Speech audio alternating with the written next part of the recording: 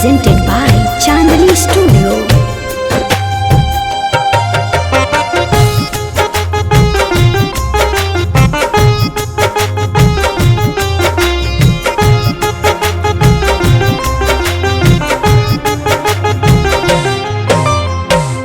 काहे दिल लगैलू हो हमके तू भुलैलू हो, काहे दिल लगैलू हो हमके तू भुलैलू हो।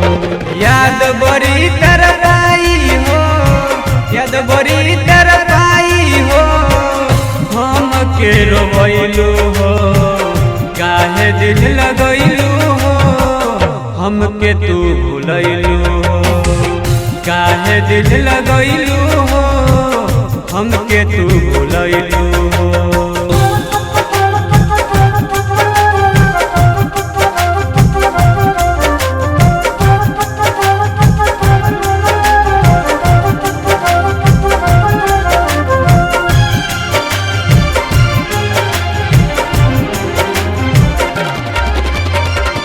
कैसे रहबू हमारा बिना असुनाए रानी, तोहरे नाम कैले बानी अपन जवानी, अपन जवानी।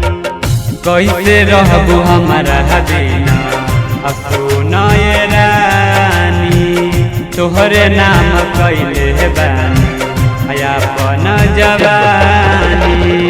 जियते मुइलू हो, जियते मुइलू हो काहे तू भुलैलू हो।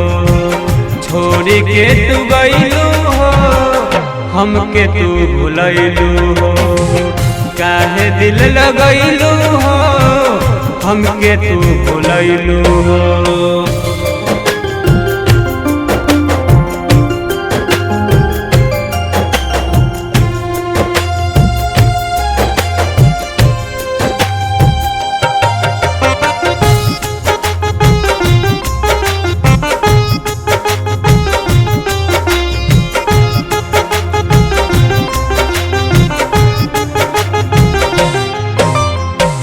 रतिया में रोजे हम देखिले सपना, तू तो खुशबारू जाके पिया के अंगना, पिया के अंगना।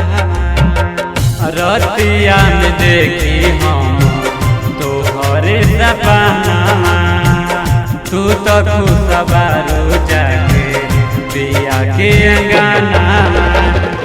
गोलू गोल तान के कहे अजित नरेश के कहे सपना देखैलू हो।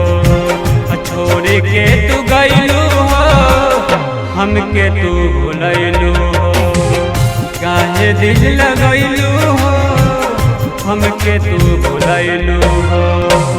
काहे दिल लगैलू हो हमके तू भुलैलू हो, काहे दिल लगैलू हो हमके तू भुलैलू हो। याद बड़ी तरपाई हो, याद बड़ी तरपाई हो हमके रोवैलू हो।